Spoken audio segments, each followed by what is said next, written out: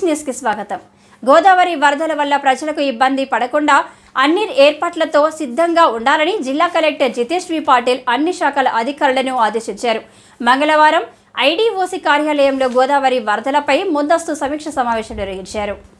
ఈ సందర్భంగా వారు మాట్లాడుతూ వరదల్లో చిక్కుకున్న వారిని రక్షించేందుకు ఈసారి ప్రయోగాత్మకంగా అగ్రికల్చర్ డ్రోన్లను ఉపయోగించి చిక్కుకున్న వారికి రక్షించుకునేందుకు వీలుగా డ్రోన్ ద్వారా తాడును బాధితులకు చేరవేయాలని, ఎటువంటి ప్రమాదాలు జరగకుండా ముందస్తు ఫ్లడ్ మేనేజ్మెంట్ ప్రణాళిక తయారు చేయాలని, వరద ముంపుకు గురయ్యే గ్రామాల ప్రజలను సురక్షిత ప్రాంతాలకు తరలించేందుకు పునరావాస కేంద్రాలను ఏర్పాటు చేయాలని, ముంపుకు గురయ్యే వరకు వేచి ఉండకుండా ముందస్తుగానే ప్రజలను పునరావాస కేంద్రాలను తరలించే విధంగా సన్నద్ధంగా ఉండాలని, వరదల నుండి ప్రజలను కాపాడేందుకు గ్రామ స్థాయిలో ప్రతి ఒక్కరూ అప్రమత్తంగా ఉండాలని సమావేశంలో దిశానిర్దేశం చేసిన అంశాల పట్ల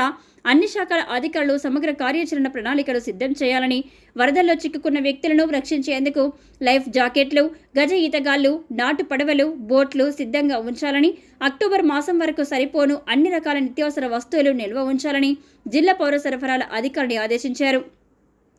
భద్రాచలం సబ్ కలెక్టర్ కార్యాలయంలో 24 గంటలు పనిచేయే విధంగా ఫ్లడ్ కంట్రోల్ రూమ్ ఏర్పాటుతో పాటు మండల జిల్లా స్థాయిలో కంట్రోల్ రూమ్లు ఏర్పాటు చేయాలని, వరదల సమయంలో గర్భిణీ మహిళలు ఇబ్బందులు పడకుండా ముందస్తు జాబితాను సిద్ధం చేసి సమీపంలోని ఆసుపత్రిలో చేర్పించే విధంగా చర్యలు తీసుకోవాలని, ప్రతిపాదిక ఆరోగ్య సంరక్షణ కేంద్రంలో ఈడీ క్యాలెండర్ తప్పనిసరిగా ఉండాలని, తనిఖీలో భాగంగా ఏదైనా ప్రాథమిక ఆరోగ్య సంరక్షణ కేంద్రంలో ఈడీ క్యాలెండర్ అందుబాటులో లేని ఎడల షాకోజ్ నోటీసులు జారీ చేయబడునని వైద్య శాఖ అధికారులను సూచించారు.